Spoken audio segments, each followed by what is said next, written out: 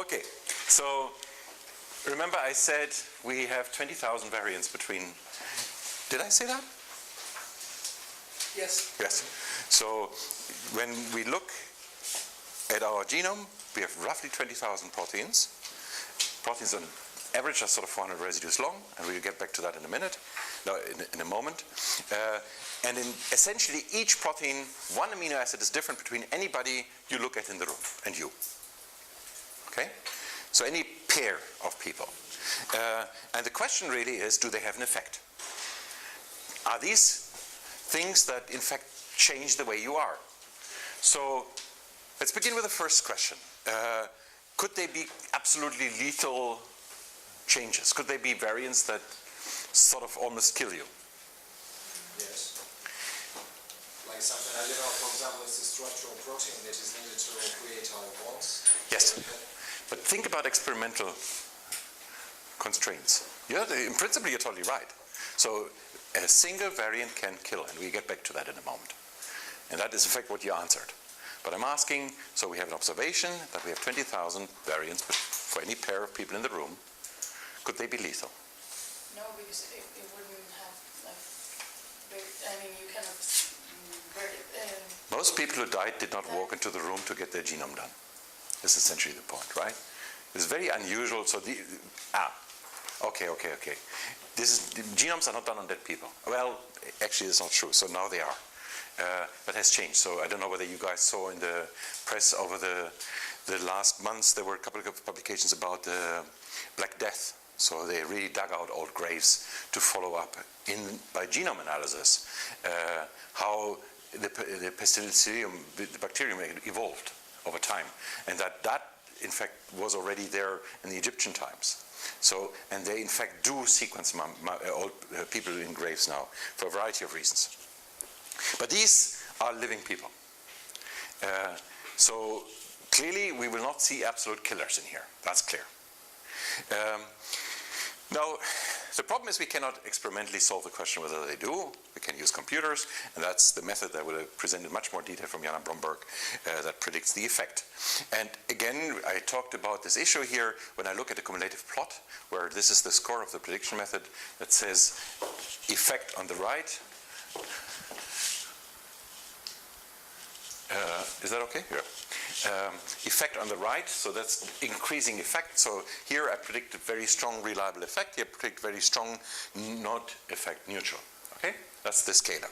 And what I'm looking at is the cumulative curve, meaning that everything above a certain threshold cumulative in that direction. So I'm asking what fraction of all the predicted variants, predicted at values 75 and higher, have an effect. If I started with an experimental data set that has an effect here in red, in principle, if my prediction method worked very well, then I would observe something like that. Everything that has an effect is predicted to have an effect. If I started with a data set that does not have an effect, that is neutral, or variance, everyone in that data set are neutral, then am I expected to observe something like that. So everything is predicted to be neutral. The graph is clear? Good. So again, this is the scale of my prediction method. The prediction method distinguishes input is a variant into some neural network, and output is whether that variant has no effect, so that's sort of the original structure. We're talking about effect on function, but the image here is the structure. If it's predicted on that side, it's predicted to not affect the function. On that side, it's predicted to affect the function. What we cannot distinguish between the prediction of the function is whether sort of, you see the shape changes here, so it does the function slightly different, or it completely loses the function. That we cannot distinguish, we just see strong effect. The curve is cumulative. So it answers the question, what fraction is predicted higher at a score, say higher than 75, to have an effect? If I had, let me just give an example. If I had a data set of effect, so here higher than 82 are predicted 98%. This is here 98%. Okay? At 50 here, I would have 99 something. Now, if I started with a curve that has effect, in principle, everything should be predicted to be an effect. So in principle, this curve should be just a square. I'm just doing the non-square here to show to make it easier for me to explain my point. Conversely, if I started with a set that is neutral, then everything should somehow be predicted with a very high or low score, or very high negative, very strong indication of neutral. Say here, 90%, no, wait a minute, 25% of the proteins are predicted at a score of 90 and lower. That means 75 are predicted on that side. Okay, this value is 25, so what remains is 75, 100 minus 25 is 75, so 75% are clearly predicted very, very, very neutral. And almost everything here, somehow it depends on where you put the cutoff, almost everything in the green curve is predicted with an effect lower than 0. So that would be a method that works ideally. And the reality is different. The reality, experimental effect, experimental neutral, red effect, green neutral, and that essentially is the development set, okay, of my prediction method. And you see, this is in cross-validation with the machine learning device. And again, I'm going to talk about the way this machine learning device works over the course of the lecture. What I'm currently presenting is what can I do with a method like that. And if you look at what this means here, so it's not like the ideal method would be here and here for the green. So the difference between the ideal method and what we actually have is the mistake. And the power of the method is really the degree to which it distinguishes between green and red. If it wouldn't distinguish between green and red, if they were the same, then if the curves would essentially fall into the same thing, then that would be a random prediction. Cannot distinguish.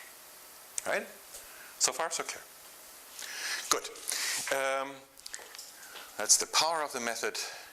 Now comes the first issue. The first question here is, in that method, where would I see the kind of variants that you talked about, Dimitri, that really mess up something very badly and cause a disease? In fact, there are many variants that cause, where the situation is such that a single variant causes a disease. Carrier will have a sickness. Some of these sicknesses are lethal, some of them are not.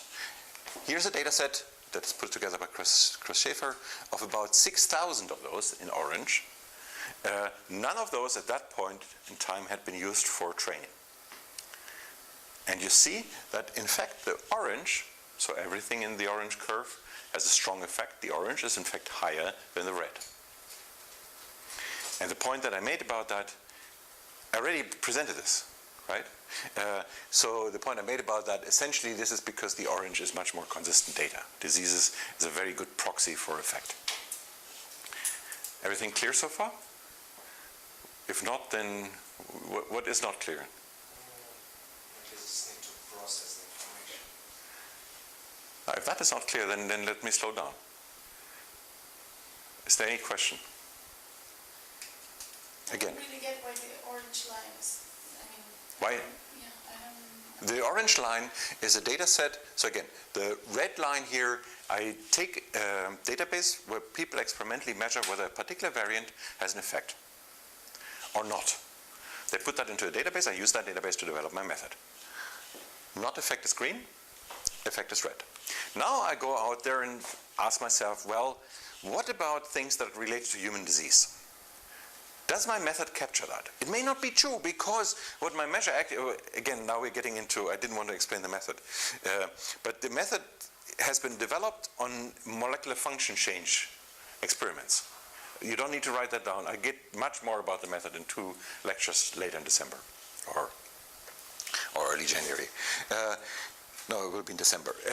So I did not want to reveal that much of detail, but let me bring that again. So the disease is an effect on the organism. That may be the same. We may argue very likely is the same, but it may be different. It's not absolutely clear that what has an effect on an organism is also visible on a method that sees effects on a single molecule. Okay? Disease, you may have heard of that. So cancer is something that comes about typically not by one variant, not by one thing that messes up, but by many, many, many, many things. HIV is another example where you have many viruses constantly change. So one drug is not good enough because 1 point of attack is not enough. Also 1 point of disease in that sense would not be enough. But the orange ones here are the type of diseases where 1 is enough. And they exist. They are called rare diseases because relatively few people have them. AIDS kills 2 million every year. These, I don't know how many deaths all the rare diseases together have. Relatively few. So there are diseases that are such that you have 100 people in the world who have that disease. And very often these types of diseases are of that type. They are of the type that there is a genetic variance. There's something genetically traceable that directly causes that disease. Okay? And here are 6,000 of these variants that cause some disruption. In many cases, bad diseases. In some cases, just things like you are not growing very tall. You stay 1 meter tall or something like that. Or you don't have hair. Or things that are not really a disease, but are considered something that makes people unhappy. So this is a mixture of data, but it's this kind of data. So again, whether you have curly hair or not is not typically coded by 1 gene. And it's typically not changed by 1 variant. So these are, in that sense, more dramatic exceptions to the rule. 6,000 of those, I put them into my method, and I see that it predicts the effect on the organism, on the system. It learned to predict the molecular effect. I take 1 protein, I have 1 variant in 1 protein, I see the effect, and now it works on the system. In fact, it works even better than my development set. Yeah? And once again, what data set did we use to train the method? So yeah, you guys are too thorough. All of that was supposed to stay under the table until December. I'm going to sample this again and again. But ultimately, what we use here are experiments that measure in 1 protein that binds another protein, how is the binding changing? For instance, that is 1 type of experiment. All of these experimental data that we use, almost all of them, are in fact molecular, meaning they look at 1 protein in a test tube, in vitro, not in an organism, while the orange line is living people, right? In vitro. It's not an experiment. Those are errors put into us by nature. So now we can imprint. Yes. So we used our set of experimental data to train the method, and then it correctly gave us output of these 3 different curves. No. So this is essentially your development. So the green, the red is the development set. That's the typical thing you do in machine learning. You have a data set, you train on it, you have the cross-validation. Again, I get into the detail. That's green and red. Let's call it the background for you to get an idea where we stand with the method. This is a new test. A data set I've never seen before, but actually has a slightly different flavor. But ultimately, for the question that we now want to ask, every pair of us in the room has 20,000 amino acid changing variants.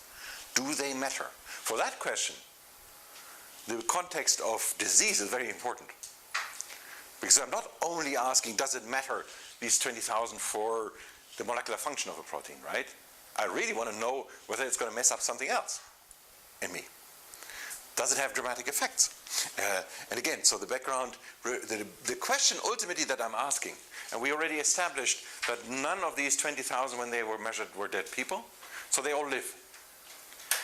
They're all healthy by the definition that they can walk into the room and get their sequence done. So they don't have bad problems. Okay? Yes, they could have cancer, they could have all kinds of diseases, but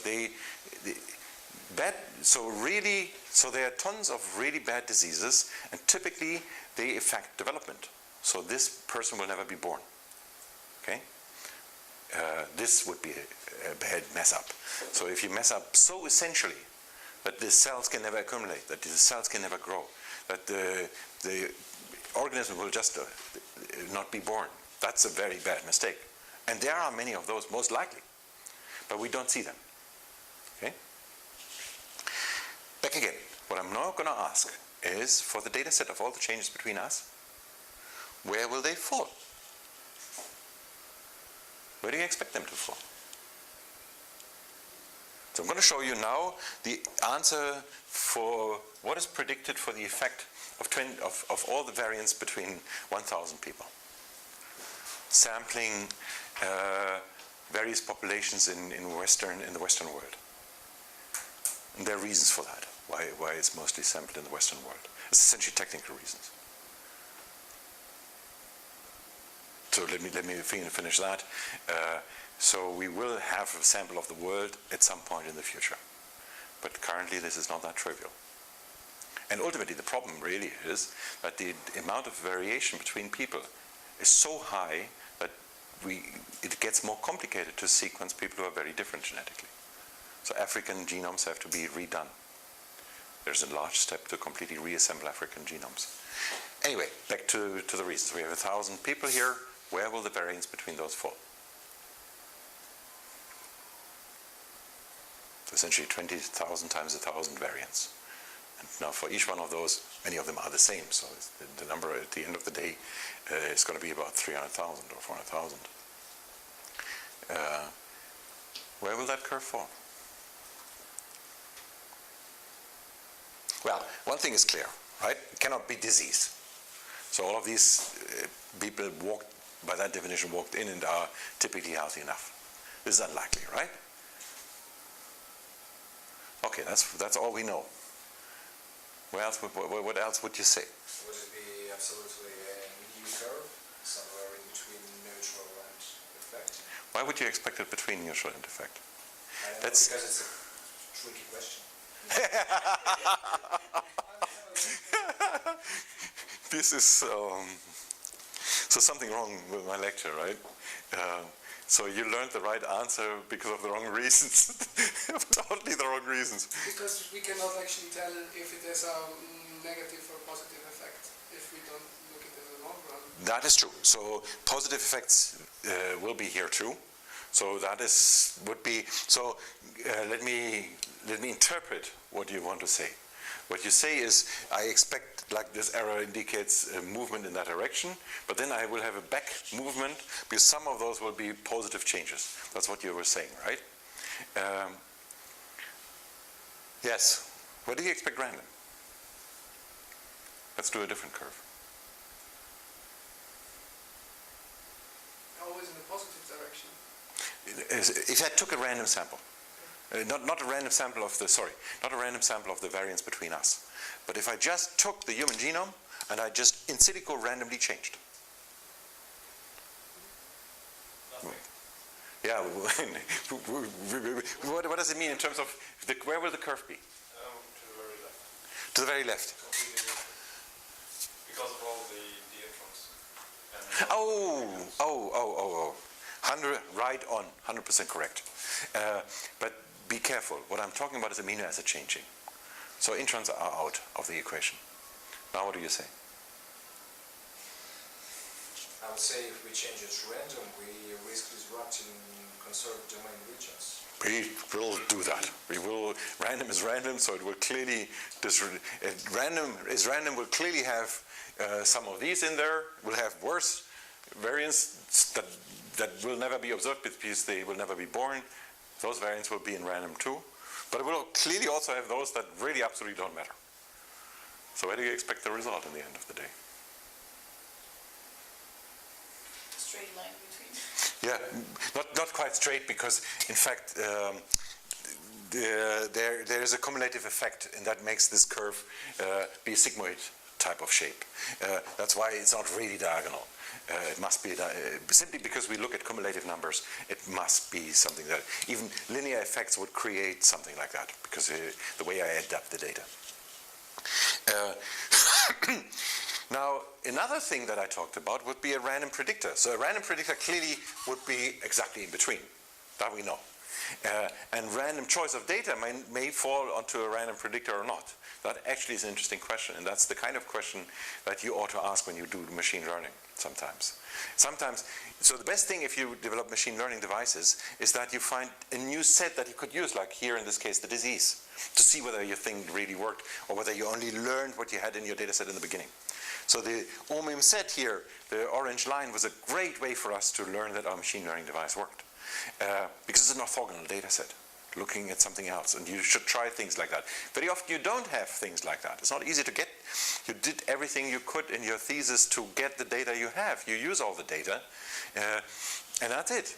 So then sometimes it helps to look at random, and in some ways of your data sometimes can tell you important things. And this is an example where we have been stalled without new data for a few years, and we have sort of in some sense spent a lot of energy in analyzing the data because we didn't get new data and found out interesting things. Okay, so here's the answer. The differences between us, in fact, almost straight line, so really your point is really right for the random. It is almost random. Not quite, and that's a longer story, why that is not quite. But what it means, so the important thing here is that in fact many variants here have an effect that is fairly strong. True. We can't distinguish whether it is a gain function or a loss of function, but so 25% have an effect that in our method higher than 40, we really are very confident that this variant is going to mess up something. Or, sorry, not mess up, it's going to change something, okay? And of those, 25% of all the variants have such a strong effect. For us, this was a big, big surprise. We absolutely didn't expect that. Now, what we look at here is early human in us. So, as much as looking at the variance between any pair in the room, we can now go to the Denisovans that I talked about on Tuesday. So, an early kind of hominoid, an early human predecessor, or so we have a common ancestor, the Homo erectus. And the Denisovan, so I'm looking at all the variants between Denisovan and human. Where do they fall? And they fall here. Okay, now you begin to see something on this plot. When I ask you, is this light blue different from the purple? What would you observe?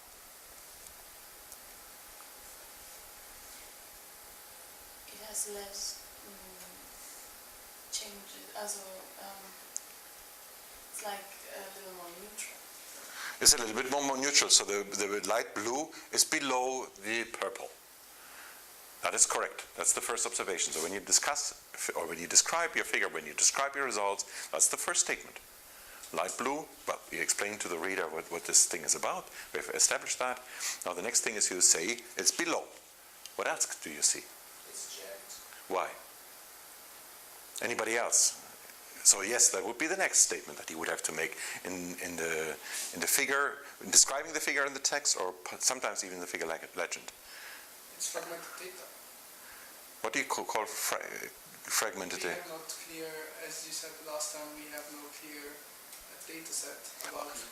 This is Denisovan. In fact, when Svante Paabo's group did Denisovan, there was no human sequenced as well as the Denisovan. The best genome on Earth for a single individual was the one for the Denisovan at the point. Today we have more accurate human genomes. But at the time, that was the most accurate genome of any individual ever sequenced, I would contend. It may not be quite true, but I believe it's really true. So that is not the reason. And you know, can somebody else join? Somebody who hasn't spoken yet, or spoken, or made any signs. Why is it so raggedy? When you see a curve that's ragged, what does it mean? What does it immediately? What's the suspicion in your head? Nice, smooth curve that does like this. What do you shout for as a reviewer of a paper? Noise in the data. Yeah, why? Why could there be noise in the data? Anybody has an idea? The size of the data set we converted? Yes, typically the first thing you should ask is for error bars. And error bars ultimately relate directly back to the size of the data. And the size of the data, why would that be so small here? Because here we look at 1,000 people. Here we look at the 1,000 against 1. That makes it small. So it's 1,000 times less. It's just in principle the same, except for we don't have a Denisovan species. So if we had now hundreds of the Denisovans, so why don't we have hundreds of these Denisovans? Whoever was in the lecture on Tuesday, Do you remember the story about the Denisovans? How they discovered this hominoid, Svantepebo? Let me put down so several people may have not been in the room, and this is really something.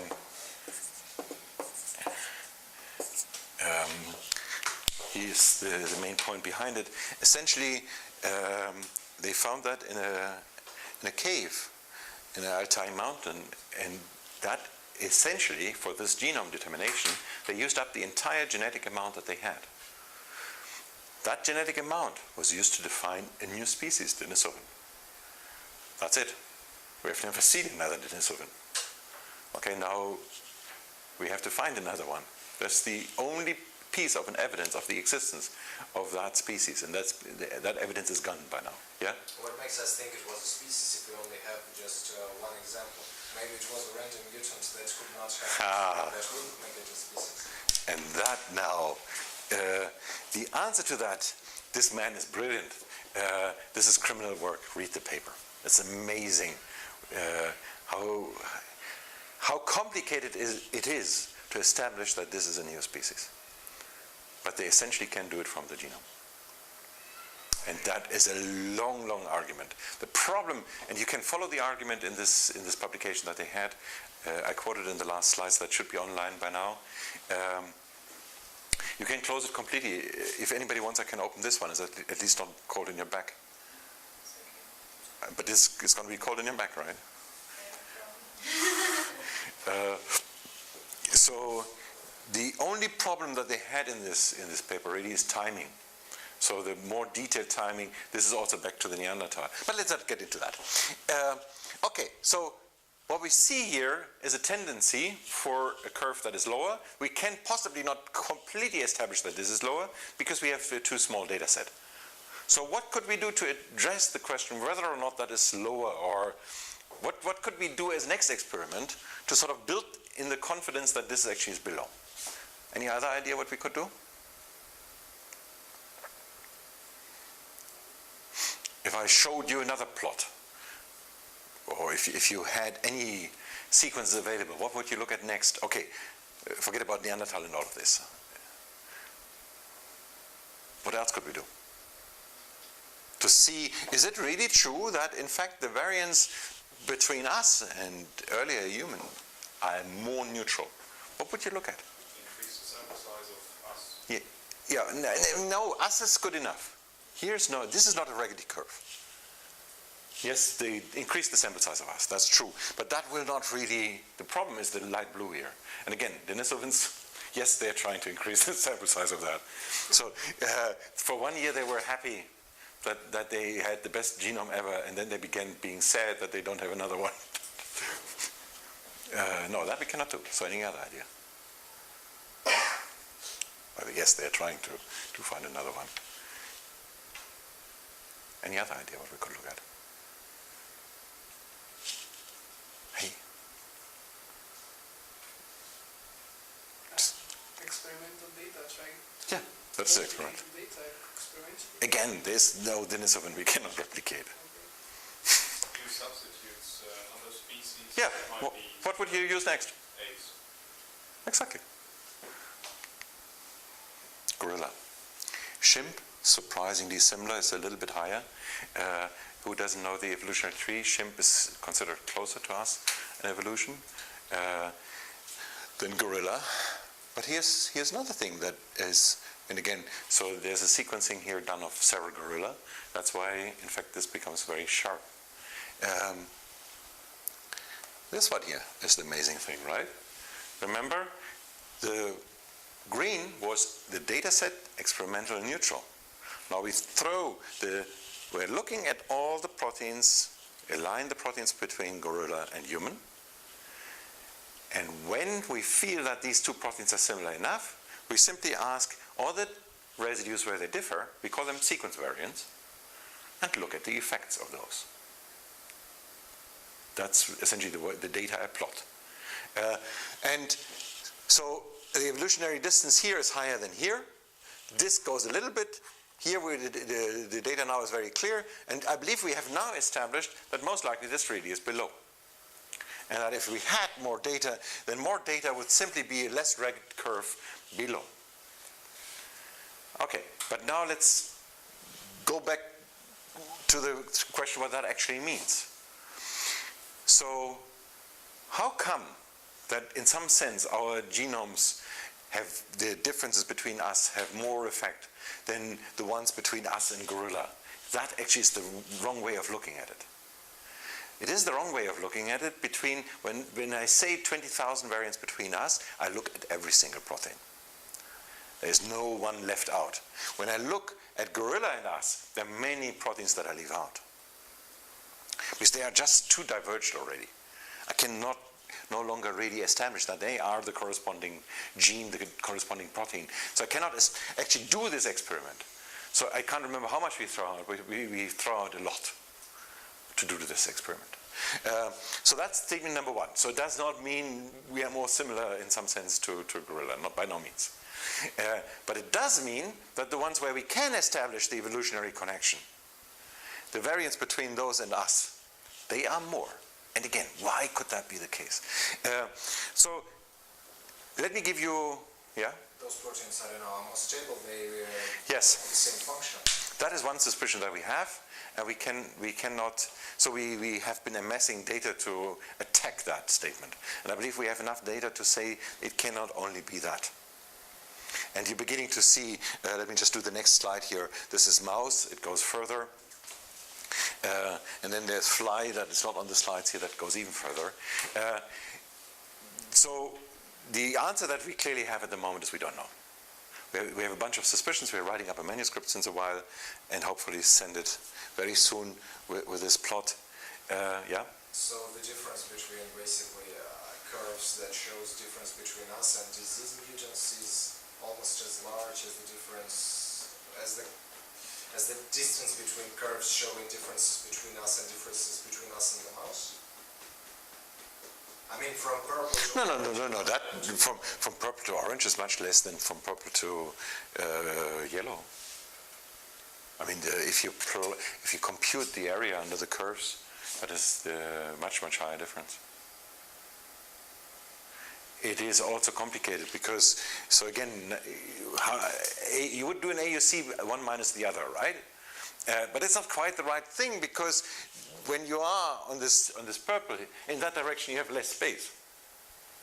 So you can, in fact, in that direction, the minus can get somewhere else. So now you have to sort of put a relative, a logarithm, or whatever you do it.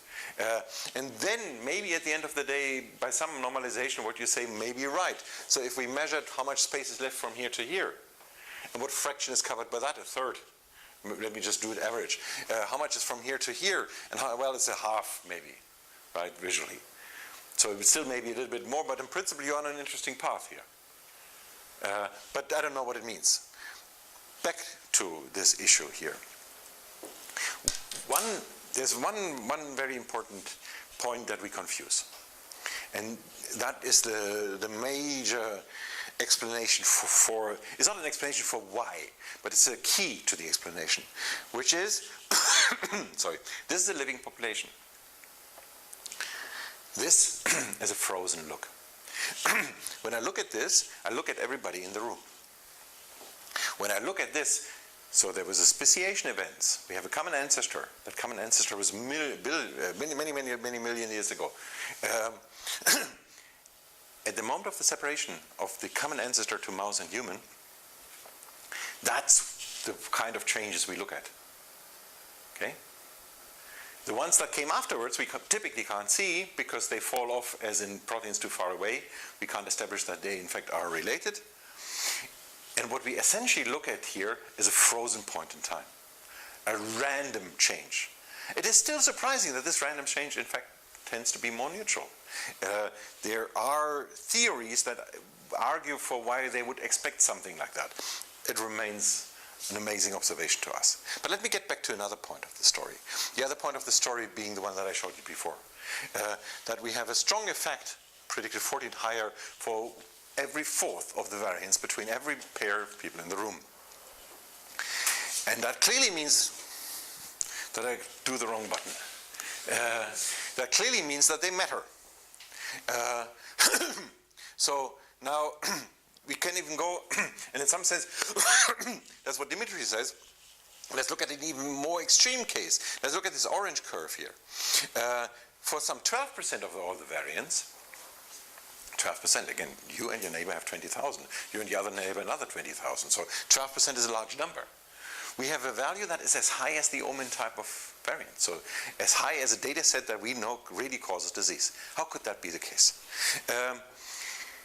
And how can it be true that so many of that this one here is moved so much there, in fact, more than random?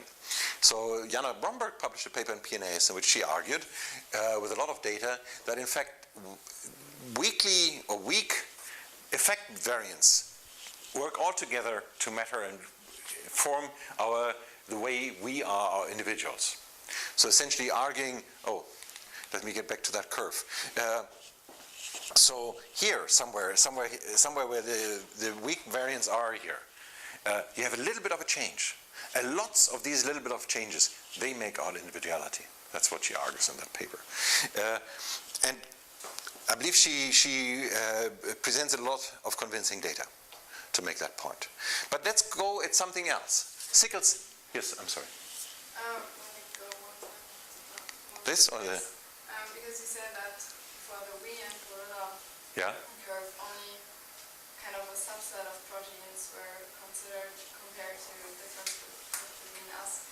Have you tried to use for the data set of this humans being alive to use only the proteins that you have used for the comparison with gorilla? Yes. And this was also more. Yes. That is part of the explanation too. So we have done a lot of other experiments to address these points. Is that is a data set issue? Ultimately, that relates to the same question implicitly that Dimitri asked. So the suspicion is the reason why we have, in particular if we go further here to the fly, why we have these, then we essentially pick proteins that everybody has, every living creature, and they are under so much constraint that in fact they cannot vary a lot. That is the suspicion. That's why we use the same data set. That in fact also why we looked at data sets that are even further, where we have conservation to bacteria, and we still see the movement gets, the change of the curve, the way the curve changes, so they move closer to each other, but the effect stays the same. Thank you. Okay, let's look at this one here. Sickle cell anemia is a disease that essentially is caused by a single change in hemoglobin. It's an E at position 6. The 6th residue is an E, is varied to a V, causes the disease. Okay? And that's a very bad disease. That effect is one of these 6,000 OMIM type of diseases I showed you in the orange curve. One variant causes a disease. Now there's a tricky bit about this disease, and it's a disease that you really don't want to have. It is mostly observed in malaria regions. And it turns out that the same variant helps you to fight malaria. So this is another implementation of gain of function, or of I cannot distinguish between good and bad. So clearly our method couldn't distinguish that, but in fact experimentally you cannot distinguish this. You just have a different event that happens to you, and the same thing that causes a very bad disease helps you to fight another bad disease. And in fact, sickle cell anemia is mostly observed in malaria regions. There's a big hospital in Tanzania that has a lot of data on this. Now the question, of course, is that kind of story? Anybody who feels cold, tell me, right? Is that kind of story the dominant reason why the purple is so much here? Are these all these kinds of cases like that? Cases where, yes, it may cause some problem, but under other conditions it actually helps us. Say some of those are. Say half of them have a bad effect, half of them also have a good effect. Okay? Yeah? I'm sorry, maybe it's a topic, but have you tried to, compare these differences among people who lived like 1,000 years ago or 2,000 years ago? Because nowadays medicine allows us Yes. to, I don't know, No, I haven't done that. cancel out the changes that would have been deadly like before. So, so first of all, I do not do experiments. I'm calling. We are taking data from other people, and yes, at the moment, people. So the group of David Reich has published a couple of papers recently, and people such as him, he's just one of them.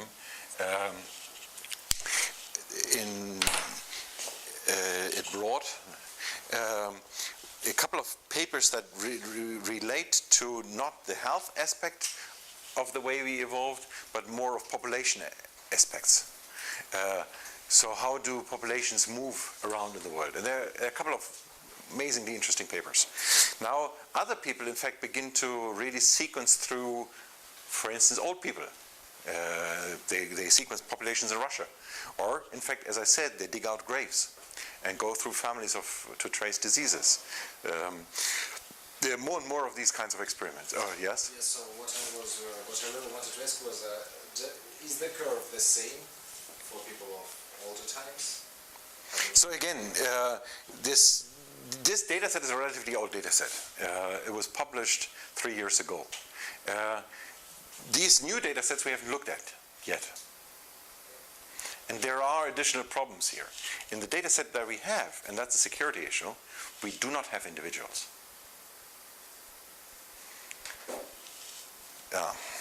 If I knew which 20,000 variants, I could trace you. Not quite the 20,000 amino acid changing variants, but if we really looked at all the SNPs on the entire genome, including the introns, then the identity of the carrier is revealed. That's why none of these data sets tells me which variant is in an individual. I don't even say. So I get a bunch of 400,000 or so variants without an assortment into who is the carrier. All I will know is this is shared by a certain fraction of the people.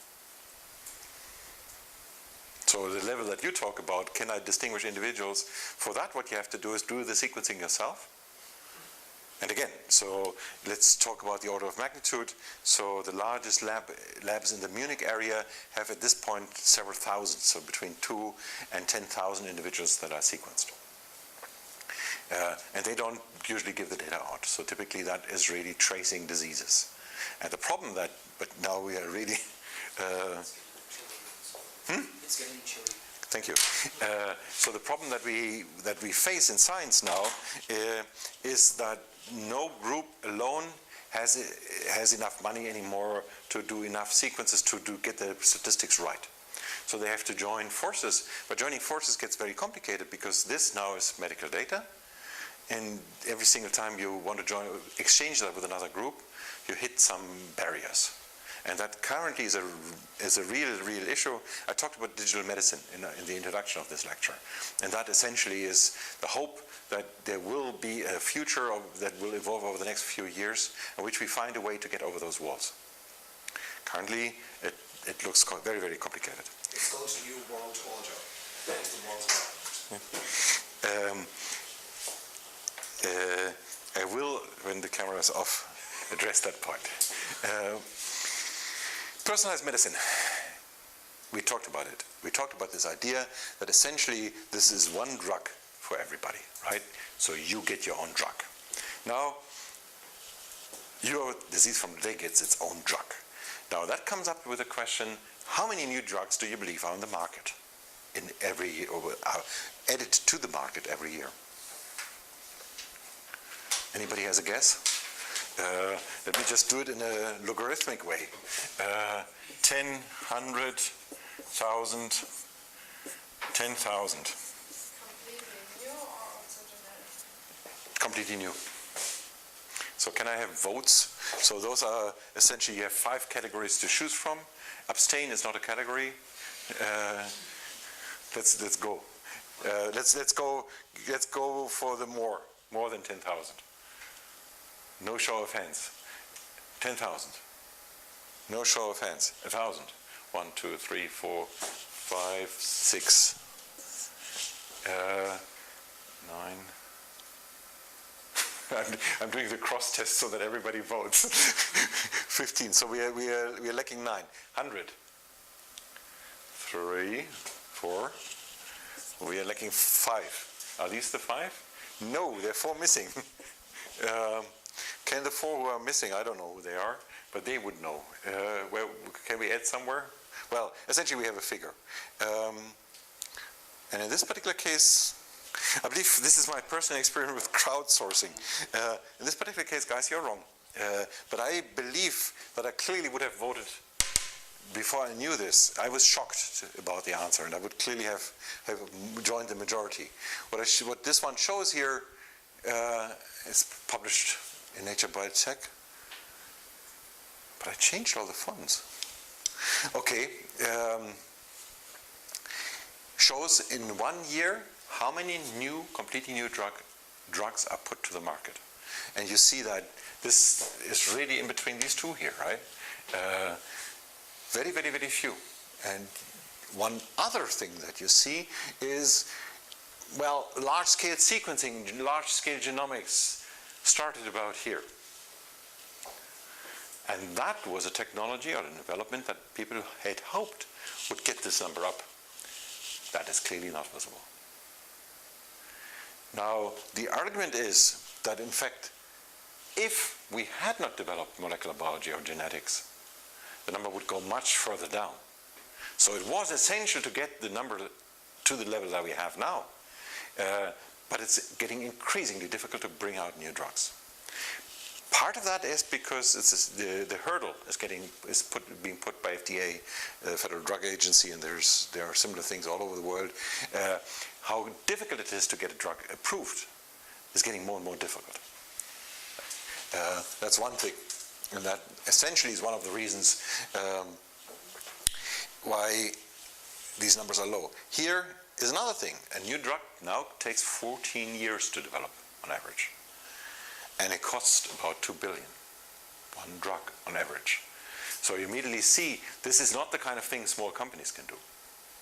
This is a major chunk of money over a long period of time. It's roughly 200 million every year for a decade that you have to invest in. That's quite a handful. And that, in fact, is one of the background reasons why drug companies merge, or pharmaceuticals get larger and larger and larger. Single ones can no longer do this risk. It's as simple as that. Whenever anybody has a success, a small company has a success, a bigger one is going to swallow that company and essentially add it to its pile. But that clearly means there is no personalized drug. Okay, and maybe in some instances of some people for who paying $2 billion is not a problem for a drug, that will possibly happen. But these clearly will be the exception. There are clearly not many people in the room who can easily pay $2 billion to get their own drug for the headache, or for whatever problem they have. So personalized medicine does not really mean that, or it will not really do this point. It may still be personalized health. Personalized health means that the way we administer drugs is changed. That we can do today. We don't need FDA, we don't need new drugs. It's just sometimes for any disease you have, there are 3 different drugs on the market. Maybe one of those 3 is going to cure you and not the other 2. And maybe you get only 1 shot. The probability of taking the right one may be better visible in your genotype than in your age and gender. That's the hope. And there are many examples where that already works. So another example of personalized health, let's call it that way, is the way we live, the way we change our behavior will be impacted by our genome. Again, that is easy to do. We can change the variety of food we eat. We can adopt that to us in our environment, to our life conditions, and to our microbes. That will happen. But the personalized drug will not happen. Diagnosis will change. And that essentially begins to change already. Hi, how many times can I do that?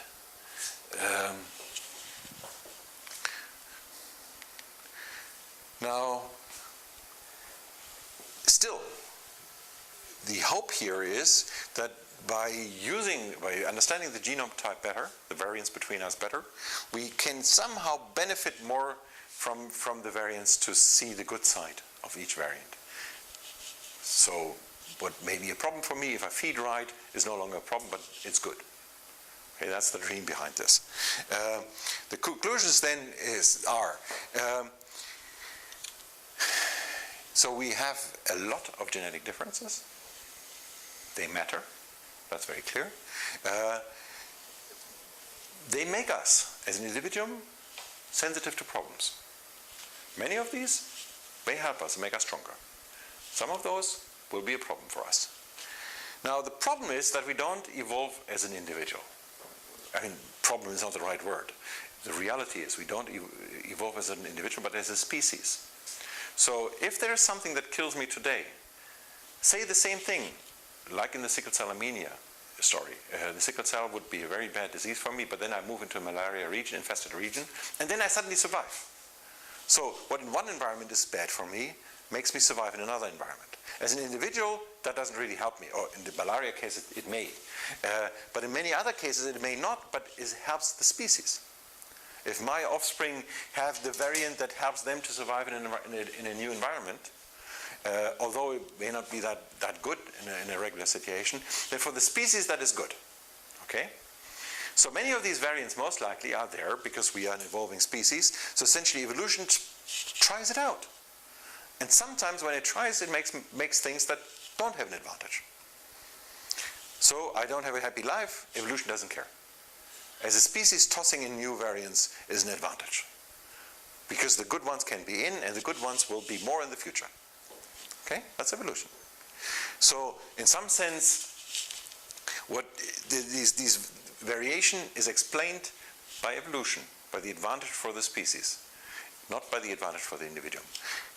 And somehow, the hope of, for me, personalized health is that what is bad for us and makes the species survive, maybe I can select somehow the good effects of the bad variants. So maybe genomics will help us, yeah? But the bad effects will still be passed down to the offspring. The bad effects will still be passed on to the offsprings, but again, so some of these bad effects, that's true. That's, in fact, your point is a different one here.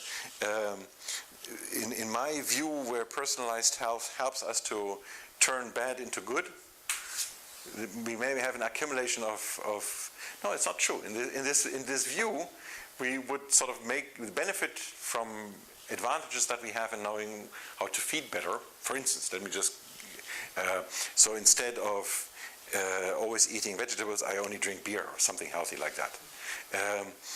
And this then would pass on certain variants to my offspring because they're all going to be happily beer drinkers and will settle the next Munich somewhere else.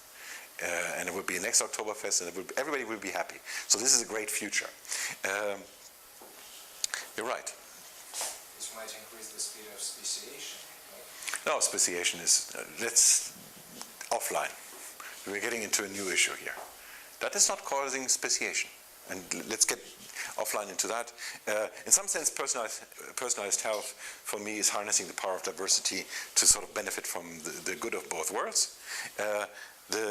Most of the talk here is available on YouTube. I gave that in a TEDx talk. And I'm going to stop it here and